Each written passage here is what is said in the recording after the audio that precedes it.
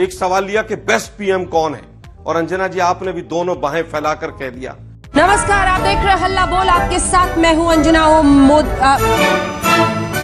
उदित राज कह रहे हो? तुम्हारा नौकर हूँ क्या? तुम हो क्या यार? तुम दलाल आदमी हो। आपको तहजीब नहीं है? कैसे एक पत्रकार से बात की जाती है? ठीक है, आप अमीश देवगन जी, कम से कम आप तो पत्रकार हैं, आप तो ईमानदारी से बोलिए।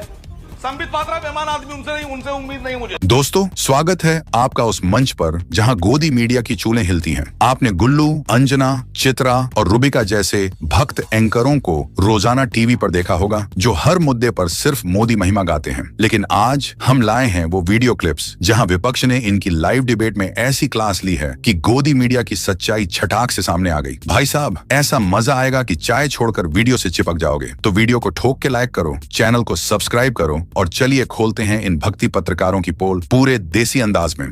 पिक्चर चालू करो बे। एक सवाल लिया कि बेस्ट पीएम कौन है, और अंजना जी आपने भी दोनों बाहें फैलाकर कह दिया।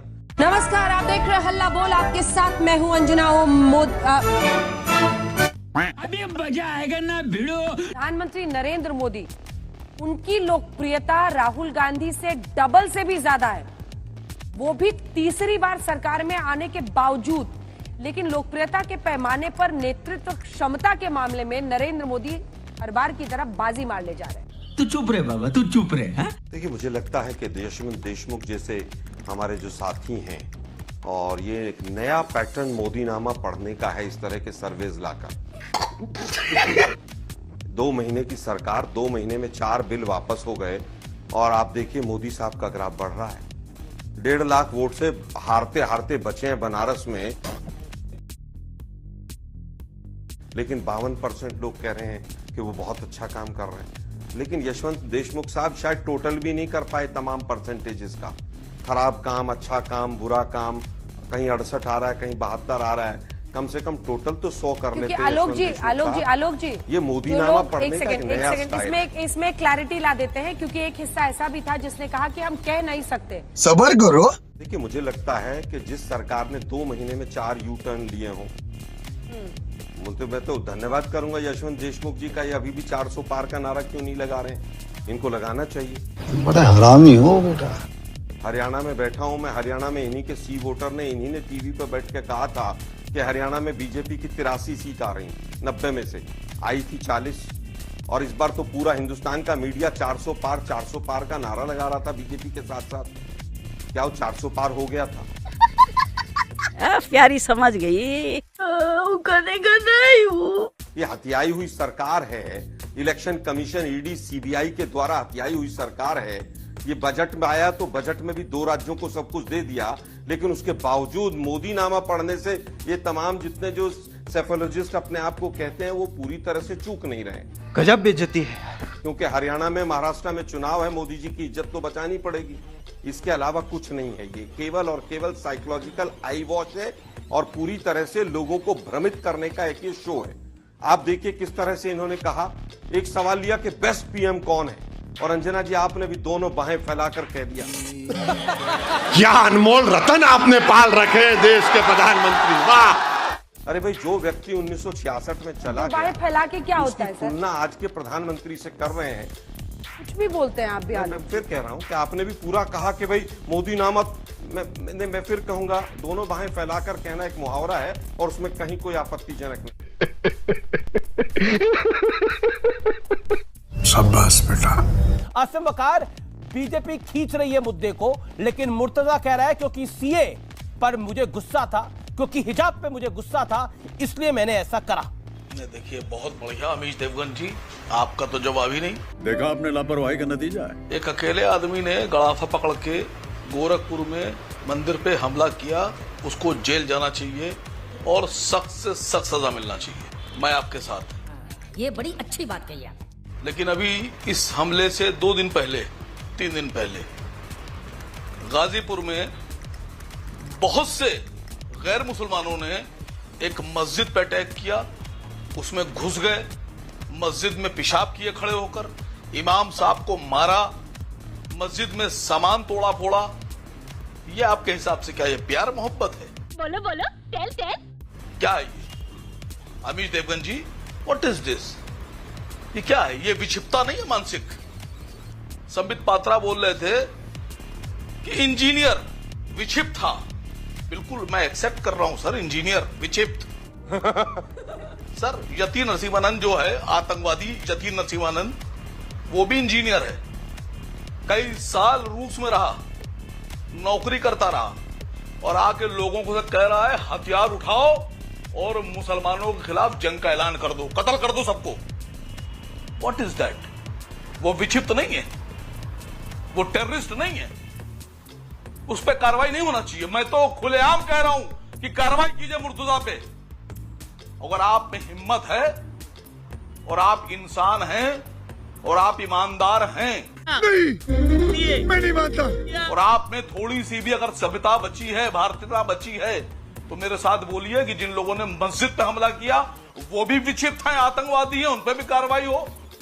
जो यति नरसिम्हानंद है, जो एक धर्म विषय के खिलाफ कत्लेआम का ठीक है, संबित जवाब देंगे, संबित जवाब देंगे। बस हवा निकल गई। वो भी असीम विक्षिप्त बकर, है। अब असीम बकर, उस संबित पर भी पात्रा का जवाब सुन लीजिए। आप क्यों जवाब नहीं देंगे? नहीं, आप जवाब क्यों नहीं देंगे? आप हकलाने लगे। साले का खोपड़ी तोड़ दे। आप जवाब क्यों नहीं देंगे? एक आदमी ने मंदिर में हमला किया, बिल्कुल होना चाहिए कार्रवाई, टेररिस्ट है। और जो 50 लोगों ने मस्जिद में हमला किया, अरे गलत है वो, कार्रवाई नहीं करेंगे आप? गलत है जिन्होंने ऐसा करा, लेकिन पैरेलल लाइन ड्रॉ नहीं हो सकती ना, बांग्लादेश का पीएम लेकिन करेगा। पैरेलल लाइन नहीं ड्रॉ हो सकती ना। साले को बम से उड़ा दूंगा एक बार हाथ में आ जाए। पैरेलल लाइन कैसे ड्रॉ कर लेंगे आप? बुरहान वाली होगा तो पैरेलल लाइन ड्रॉ करेंगे, मुर्तजा होगा तो पैरेलल लाइन ड्रॉ करेंगे, बिट्टा कराटे होगा तो पैरेलल लाइन ड्रॉ करेंगे। बेटा समझाओ इसे, समझाओ। डिफेंड करने की भी तो एक लिमिट होती है। मस्जिद को इस हमला देश हुआ, के अंदर उस तो पे आप कसाब क्यों को भी डिफेंड किया गया था। अरे शर्म है आप इस बात क्यों घबरा रहे हैं? अरे आप घबरा क्यों रहे हैं? घबरा तो कौन रहा है आप वो क्यों पता घबरा लग रहे रहा हैं? है। मस्जिद में जिन्होंने हमला किया वो कौन थे? ओके ओके, वो संबित विक्षिप्त पात्रा। थे कि नहीं थे? मैं पूछ रहा हूँ, विक्षिप्त थे कि नहीं थे? ये तो विक्षिप्त है, विक्षिप्त है ये। इस पे कार्रवाई कीजिए, मैं कह रहा हूँ कार्रवाई कीजिए। ठीक लेकिन है। आप अमीश देवगन जी, कम से कम आप तो पत्रकार हैं, नहीं, दलाल आप तो ईमानदारी से बोलिए।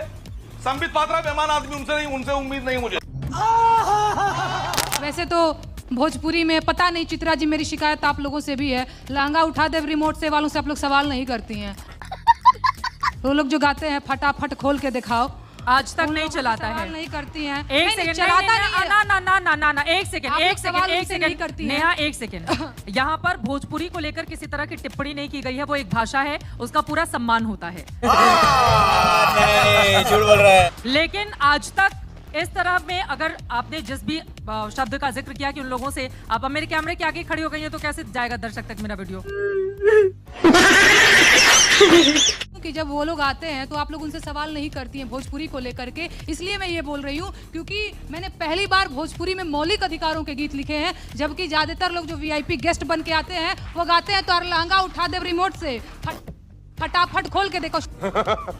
यहाँ पे नहीं करते हैं नेहा, पता नहीं कहाँ से आप लेकर आई हैं, प्लीज। नहीं, गलत बात है, गलत। सब लोग अपना गूगल उठाइए, चेक कीजिए, यूट्यूब उठाइए, बिल्कुल आज तक प्लेटफॉर्म नहीं देता है। गलत बात है, गलत बात है, गलत बात है। बात ये कह रही कि उन लोगों से आप सवाल नहीं करती हैं कि भाई ऐसे। भैया अब आप चश्मा लगा लीजिए कि सवाल नहीं पूछा जाता है तो उस पर कोई जवाब देने के लिए मैं नहीं बैठी हूँ। शाबाश, बहुत तेज हो रहा है।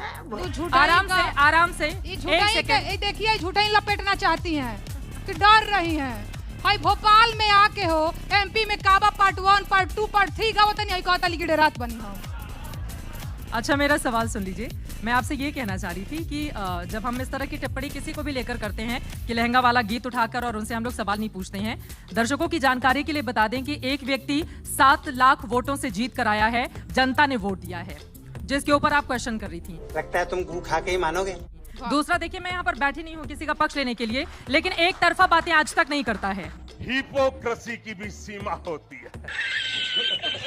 अगर आपको मंच दिया है तो पलटकर आपसे सवाल पूछा जाएगा। जिस दूसरे व्यक्ति को आप यहाँ पर सवाल खड़े कर रही हैं वो 5 लाख वोट से जीत कर आया है। यही जनता वोट करती है, ऐसा तो है नहीं कि खुद की जेब से निकाल कर और अपने वोट कर दिया जाता है। तो मुझे लगता है व्यक्तिगत पे इससे सवाल नहीं होना चाहिए। सवाल बिल्कुल होना चाहिए, सवाल बिल्कुल होना चाहिए, लेकिन यही जनता चुनती है नेहा, यही जनता चुनती है। जनता का मखौल नहीं उड़ाना चाहिए, जनता का मखौल नहीं उड़ाना चाहिए नेहा, जनता का मखौल नहीं उड़ाना चाहिए नेहा। जनता चुनती है सांसदों को और इस वजह से हम लोग सवाल पूछते हैं। पूछते हैं। चुप हो जा सातवीं फेल। कह रही है कि 5 लाख वोटों से जो जीत करके आया है तो आप भारी भरकम दबाव महसूस करती हैं, यानी कि गाड़ी नेहा व्यक्तिगत टिप्पणी, नेहा व्यक्तिगत टिप्पणी नहीं, जली ना, तेरी भी जली ना।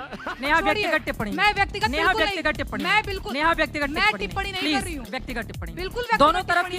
अगर आप यहाँ पर किसी एक के बारे में बोलती हैं तो दूसरे के बारे में आप बर्दाश्त कीजिए। मैंने किसी एक का नाम भी नहीं लिया, मैंने तो बस इतना कहा कि लहंगा रिमोट से उठाने वालों से आप सवाल क्यों नहीं करती है, बस यही पूछा। समझ रहे हो, समझ रहे हो आप, समझ रहे हो ना। उदित राज, अभी मजा आएगा ना भिड़ो। उदित राज कह रहे हो, तुम्हारा नौकर हूँ क्या? गजब बेइज्जती है। तुम हो क्या यार, तुम दलाल आदमी हो। आपसे सवाल पूछे तो गाली देने लायक। दलाल दलाल नहीं, गाली अभी भी आप गाली देने लायक है। आपको तहजीब नहीं है, कैसे एक पत्रकार से बात की जाती है? नहीं, आप लायक नहीं हो बुलाने के कार्यक्रम के अंदर। आप इतनी बदतमीजी से बात, गजब बेइज्जती है।